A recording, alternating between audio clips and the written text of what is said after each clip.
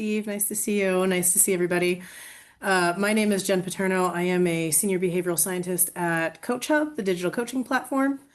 I also come to you with 20 years of experience in L&D with a lot of my expertise in the hospitality, media, events, and entertainment industry.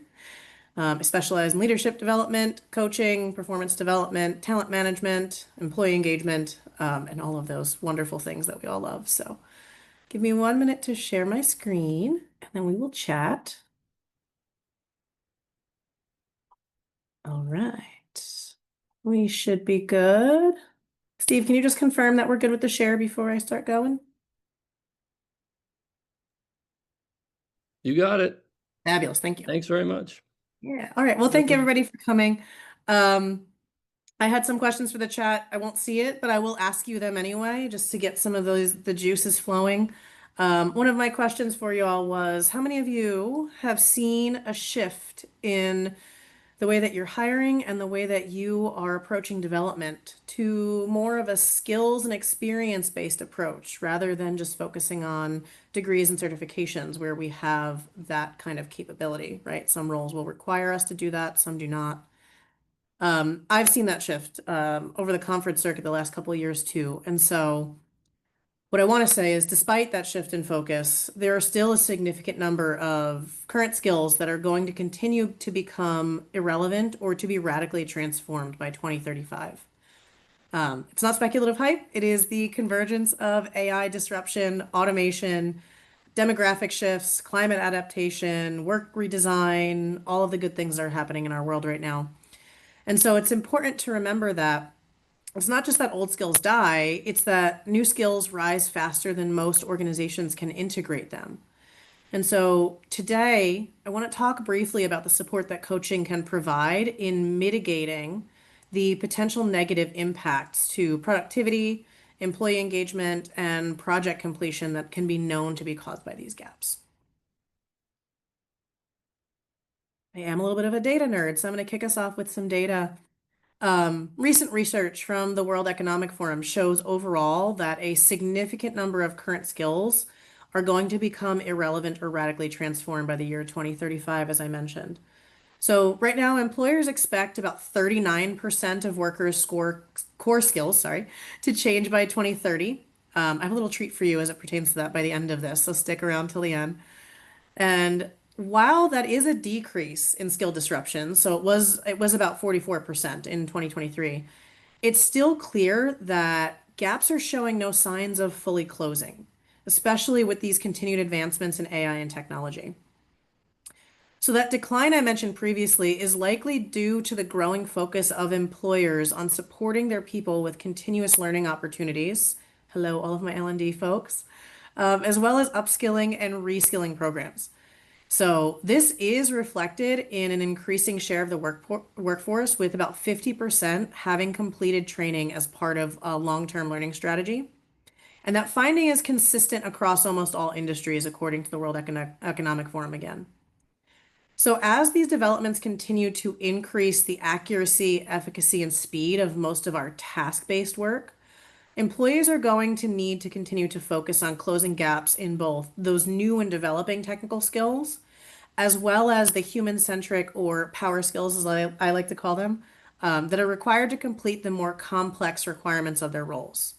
So when I say human-centric power skills, I want you to think of things like strategy, people leadership, collaboration, communication, problem solving, change management, relationship building.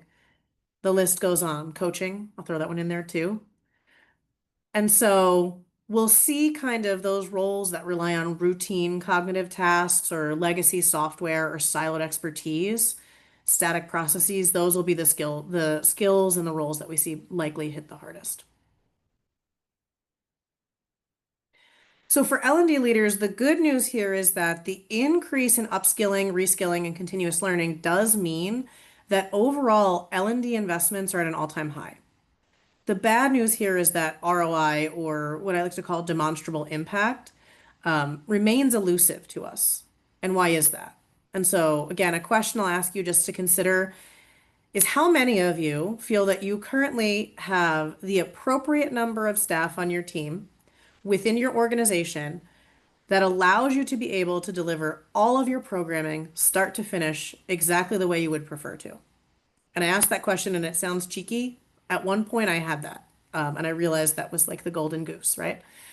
But my guess is that more than a few of us in the room have either had to begrudgingly cut some corners in some of our programming or rely on vendor partners at some point or another, or had to reimagine our ideal program based on what we really could do with our resources and our bandwidth. And so the most common mistake we see when we do that is we sometimes accidentally we go from seeing learning as a process to an event. And what that does is it ignores the behavior change layer of a learning experience. And that can be particularly true in instances where our teams don't have the bandwidth or the resources or sometimes even the skill level to engage in the way that we would like to post-learning event. And so many of us in this room, maybe all of us, are familiar with the Ebbinghaus forgetting curve, but if anybody is new to this, the science behind the curve does tell us that 70% of learning is forgotten within a day if it's not applied. And then I want you to add to that research from HBR that indicates that only 12% of employees say they actually use what they learn on the job. When we look at that, it becomes clear that we aren't facing a learning problem, we're facing an integration problem. And today I'd like to talk a little bit about why coaching is the missing layer that transforms insight into action and how you can start to think about scaling that across your organization. So, according to the latest training industry report, companies spend approximately $360 billion globally on corporate learning each year, but up to 90% of that training fails to translate into sustained behavior change. Sustained is the key word there, right? So things we see stick around long time. And furthermore, only 25% of companies surveyed by BHG admit to actively measuring behavior change post-learning event. And so when we treat learning as a one-time event, we deliver knowledge, and it's often very important knowledge, but we skip that bridge to application. And the Kirkpatrick model of learning evaluation reminds us that sustained behavior change requires repetition, reflection, and social reinforcement. So what's the hard truth here? Behavior change doesn't happen in workshops as much as we want it to, as much as we love the workshops we're putting together. The behavior change happens in the messy, real world moments of the on the job application. And this is where coaching comes in, not as an add on or a nice to have or an employee benefit, but as a necessary integration layer to shift behavior long term. Coaching provides the psychological scaffolding upon which employees build new behaviors. And so, in order to initiate behavior change, we also have to unlock the motivation and desire for change. So that means there needs to be an emotional driver present before we will ever see that behavior change. And I'll cite Daniel Kahneman for those of you that may not be familiar. Daniel Kahneman won a Nobel Prize in economics, even though he was a psychologist. And it's because he integrated insights from psychological research into economic science, especially as it concerns human judgment and decision making under uncertainty. So what he found is even if it's a financial decision, we're making that decision emotionally first. So, what are the emotional drivers of behavior change that we want to unlock? There's six that are key here, and so the first one is desire for identity alignment. So, behavior change sticks when it feels authentic to the self. People change more when the new behavior reinforces their identity and not when it feels imposed or out of sync. So, an example here would be a manager that shifts from directive management to coaching styles, not because of training, but because they want to be the kind of leader who empowers others. Here, coaching can help people see how new behavior reinforces their desired identity and doesn't challenge it. Then we've got emotional relevance or urgency. So a behavior will only shift if it's personally meaningful and emotionally salient. So pain, like fear of failure, being stuck or burnout, or aspiration, that desire for growth, pride, belonging, impact, they can both be equally effective. So an example here would be a leader starts delegating after feeling emotionally overwhelmed and realizing it's costing them their credibility. And here, coaching surfaces the emotional stakes of staying the same versus changing. And that's through self-reflection, visioning, and observation. Our third driver of behavior change is sense of belonging or social validation. So humans are wired for connection, and we shift our behavior when it improves our social standing or helps us fit in and experience belonging. So cultural norms, team expectations, peer modeling, all of that can accelerate and or block change. An example here would be an executive that begins practicing vulnerability when they see peers doing the same and being rewarded for it. Coaching here can be helpful in creating safe social proof. So it provides a space to reflect on, explore, and practice behavior change for going live, and then a space to come and reflect once something is tested. So then we've got agency and autonomy. So change feels emotionally motivating when it's chosen and not mandated. So when people feel coerced or boxed in, they resist, even if the behavior is beneficial. And that's not to say that change can always be chosen. Sometimes change does happen to us. But when that possibility is harnessed, it is a great driver of change. So an example here would be a team member that resists time management training until they design their own system and feel their own ownership. Here, coaching leverages, gives people the chance to make a choice and voice how that change happens. So they've got hope and self-efficacy. So change requires belief in the possibility of success. Emotions like hope, confidence, and optimism are fuel, and shame and helplessness can shut down change. So here, a struggling people leader might improve after a small win, build momentum, and then build belief in their ability to grow.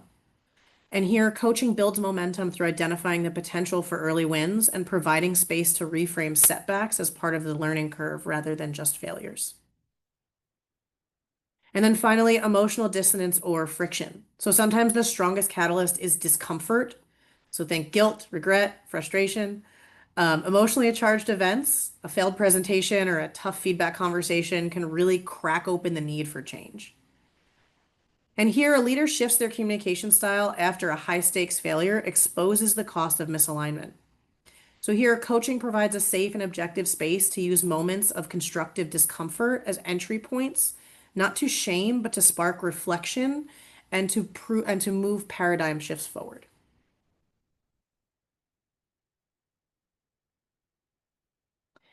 So what do we do with this, right? It's important to remember that coaching does not teach skills, right? The programs that you as learning and development professionals are developing are going to teach those things. What it does is ensure that those skills are internalized and sustained. So once a learning event has taken place and a coachee has unlocked one or more of their own behavioral drivers for change, coaching becomes a powerful tool to help move them from knowledge to integration. So the coaching process is a powerful bridge between theory and practice, and it provides space for reflection and sense making. And that space is customized to the relevant context as it's defined by the coachee. So partnered with the quality learning experiences that many of us are delivering, and at least one emotional driver for change, the results are much higher levels of sustained behavior change.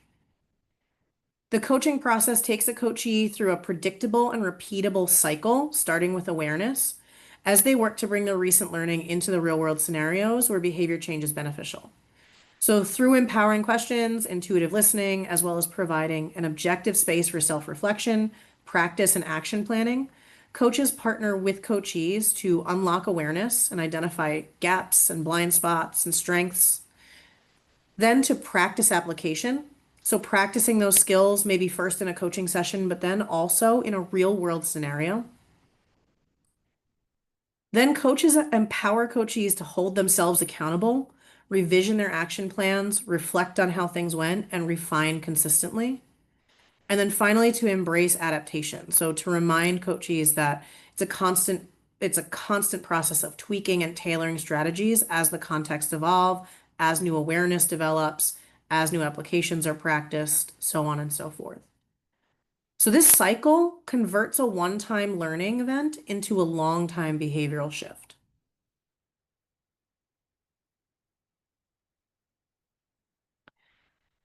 So because the agenda in a coaching conversation is coachee driven, and I might have not mentioned before, I am an ICF PCC certified coach. So the ICF Code of Ethics does require that we allow our coachees to drive our conversations. And because it's it's a coachee-driven conversation. Coachees experience an objective space to unlock self-generated insights. And for anyone that is has ever heard of David Rock, if you haven't, big fan. He does a lot of work in the space of where neuroscience and leadership intersect. He has a lot of research on what happens when coachees experience self-generated insights and the new neural pathways that are carved in our brains when we do that. So because of this, coaching is personalized and tailored to the individual. So it's focused on real-time, role-relevant needs, and coaches adjust based on the evolving goals or challenges of each of their coachees, which makes it more effective than just generic training that lacks context. So it allows coachees to take what you're teaching them and apply it to their real-world scenarios. It also provides reinforcement over time. So skill development is spaced and repeated, aligned with the spacing effect in neuroscience. And that also is coupled with ongoing check-ins that keep skills alive and evolving, unlike just a one-off workshop. They're able to continue to go back to the skills that you're teaching. It also provides accountability through relationships and goal setting. So the coaching relationship provides a unique blend of psychological safety and accountability in an objective space. Coaches provide that safe space for experimentation, reflection, and confidence building before coachees take it out into the real world. And then people follow through more when someone else is tracking progress along with them, especially if it's someone that they trust. And finally, it helps with mindset and identity shifts. So lasting change isn't just behavior level, it shifts self-concept. So years ago, I would have told you that I wasn't strategic. And after quite a bit of work on myself with my coach, I will now tell you that I consider myself an incredibly strategic leader because I've shifted my identity through time through these practices. Coaching challenges those limiting beliefs and helps us embed a growth mindset. Some skills that stick best through coaching. So we've got human skills like communication, emotional intelligence, influence, and resilience. We've got leadership capabilities like strategic thinking, decision making, and delegation. Change readiness skills like adaptability, openness to feedback, learning, agility. And then finally, we can future proof through coaching. So as tech roles evolve, and they evolve rapidly, and other roles evolve rapidly as well, the ability to continuously develop is the real differentiator. Coaching also builds the meta skill of upskilling by fostering reflection, self-directed learning, and ownership of development.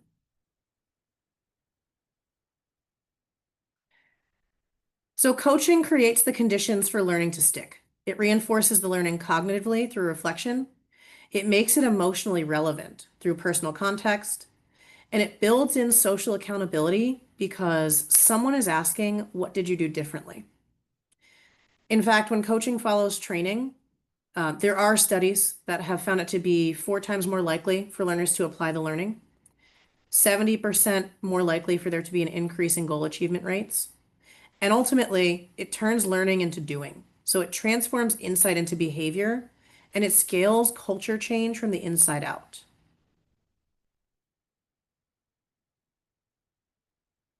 And here's how it works. I don't want to oversimplify it, but I'm going to oversimplify it.